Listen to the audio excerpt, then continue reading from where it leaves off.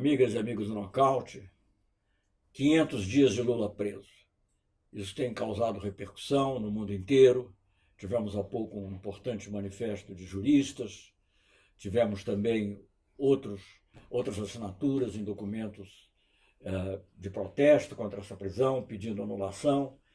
Hoje temos uma carta de deputados americanos ao próprio Departamento de Justiça norte-americano, questionando a cooperação do Departamento de Justiça com o juiz Moro e com a Procuradoria aqui no Brasil, uma cooperação informal, como um próprio procurador americano disse. E tudo isso nos leva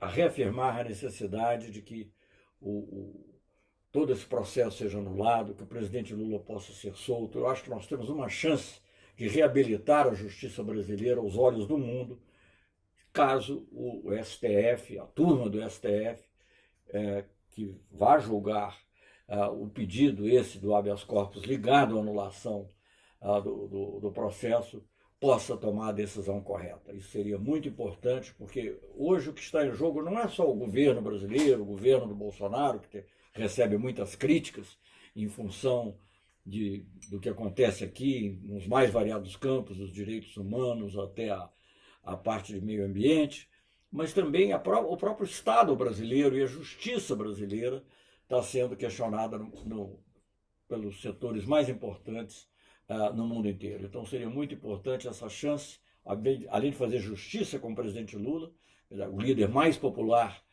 do Brasil ainda hoje, o líder que conseguiu realizar um governo em que melhorou a distribuição de renda. Hoje vemos uma triste notícia de que o Brasil, entre os países democráticos, ou pelo menos que se dizem democráticos, é aquele que tem a pior distribuição de renda no mundo.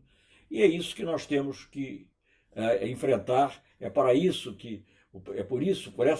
essa bandeira de justiça social, além de independência no mundo, que o presidente Lula lutou tanto e por isso ele está hoje na prisão, não é por nenhuma outra razão, obviamente.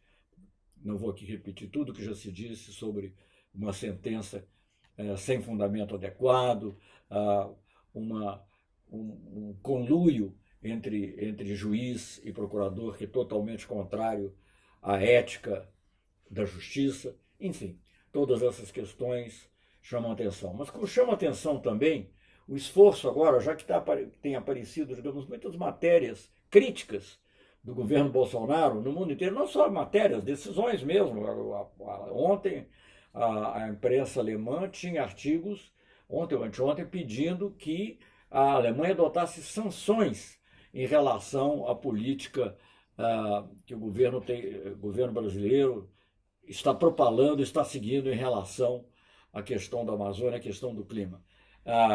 Não vou entrar nem no mérito de saber se as sanções são ou não corretas. Eu acho que o Brasil se está autossancionando na realidade, porque até o agronegócio já percebeu que não dá, que dessa maneira ele vai ser o que vai enfrentar as dificuldades, as exportações brasileiras de produtos que dependem da boa vontade, da autorização de governos europeus, vai ter enorme dificuldade, porque haverá uma enorme pressão das opiniões públicas desses países sobre seus governos. E nós vimos que até, digamos, nessa tentativa de acordo da União Europeia, a questão de clima figura de maneira predominante. Então ficamos muito preocupados com isso, mas ficamos mais preocupados também com o esforço que tem sido feito por aqueles que agora talvez se tenham arrependido de apoiar o candidato Bolsonaro à presidência, em virtude de atitudes que têm sido tomadas, como essas em relação à Amazônia, outras em relação à Argentina,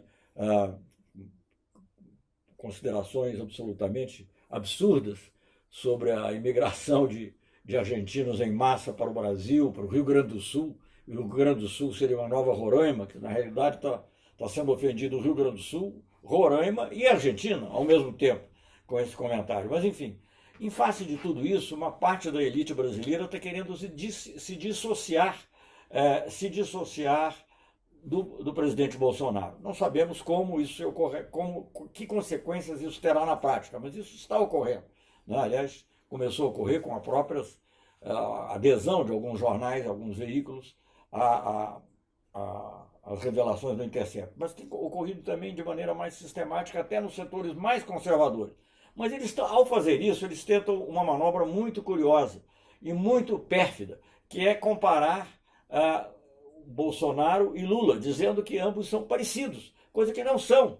Por exemplo, agora a propósito, há pouco tempo houve um outro artigo sobre política internacional, eu até respondi no mesmo jornal, o jornal, aliás, publicou, a Folha de São Paulo, a minha resposta sobre a política externa do presidente Lula, uma política de paz, de aproximação, de diálogo, com a política que tem sido seguida pelo presidente Bolsonaro, de total subordinação aos Estados Unidos, de briga com os vizinhos, briga com todo mundo, etc. Mas agora, até a Rede Globo vai comparar em relação ao clima as atitudes de Lula e Bolsonaro. É um absurdo, inclusive tomando frases, não só fora do contexto, mas as frases mesmas têm um significado diferente. Uma coisa é defender a nossa soberania sobre a Amazônia. Uma coisa é você defender a necessidade de que o Brasil cuide da sua Amazônia. Não é como o Peru vai cuidar da dele, como a Colômbia vai cuidar da dela.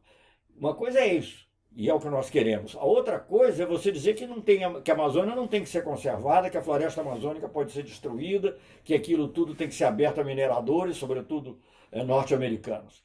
É muito importante fazer essa diferença, que não tem sido feita. Maliciosamente tem havido essa comparação. Vejam bem, isso não estou falando uma coisa retórica.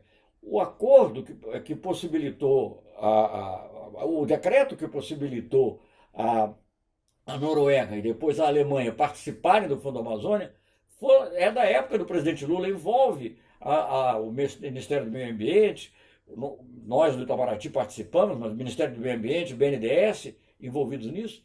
E qual é a essência, desses acordos que possibilitaram a entrada, os ingressos aqui de recursos da Noruega e depois da Alemanha, que são projetos brasileiros, são coisas que nós faríamos de qualquer maneira e que a posteriori se constata que eles atendem também a objetivos que temos em relação à mudança do clima, em relação à proteção de povos indígenas, etc.